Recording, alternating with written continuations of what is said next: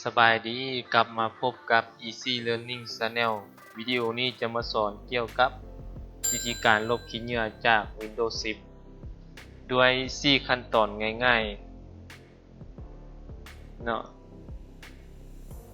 ทำยิดนี้ไปลบ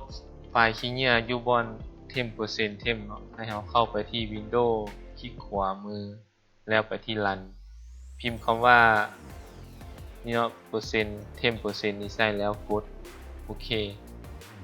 จะขึ้นมาแบบนี้ให้เรากด Ctrl A เนาะอยู่คีย์บอร์ดแล้วคลิกขวามือใส่เลื่อนไปคำว่า delete เราจะขึ้นมาแบบนี้ครับติ๊กเส้นนี้แล้ว skip ไฟล์มันจะทำการลบ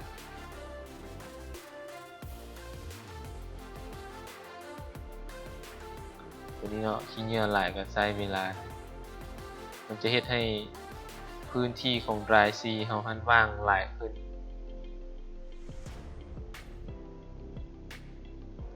นี่เนาะตัวที่มันท่วงแบบนี้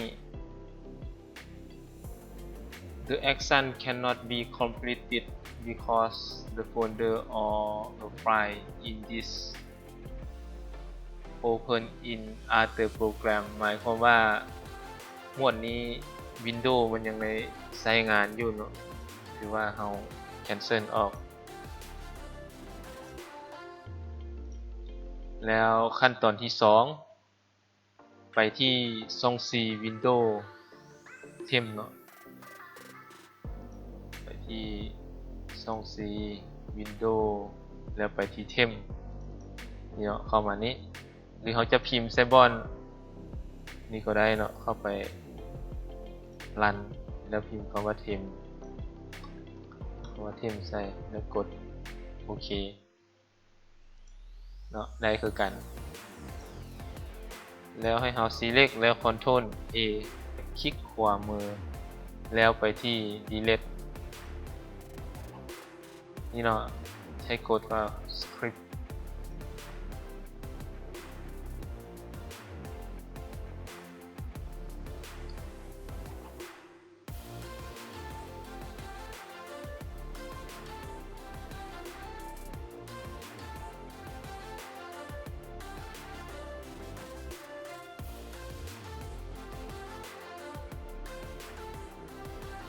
ตัวนี้ก็คือกันเนาะ Windows มันยังใช้งานโดยกด Cancel เนาะ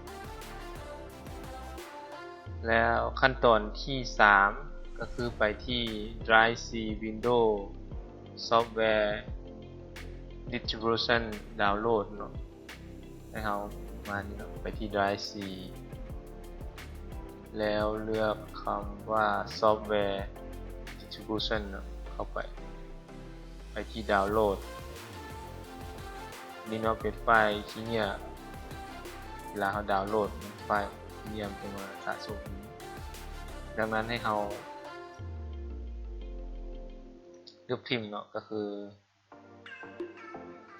เก่าเนาะติ๊กใส่ Ctrl A คลิกขวามือแล้วไปที่ delete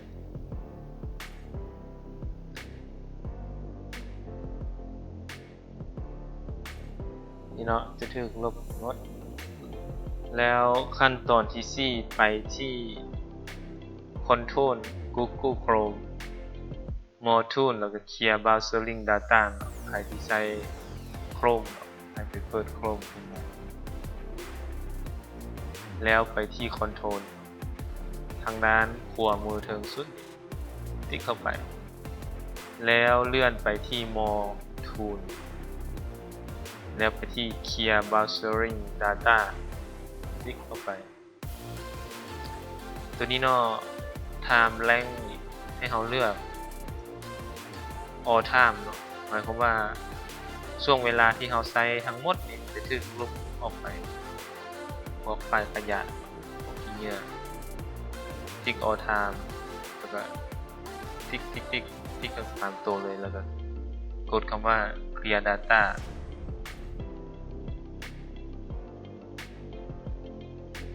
จะใช้เวลาโดนเพราะว่า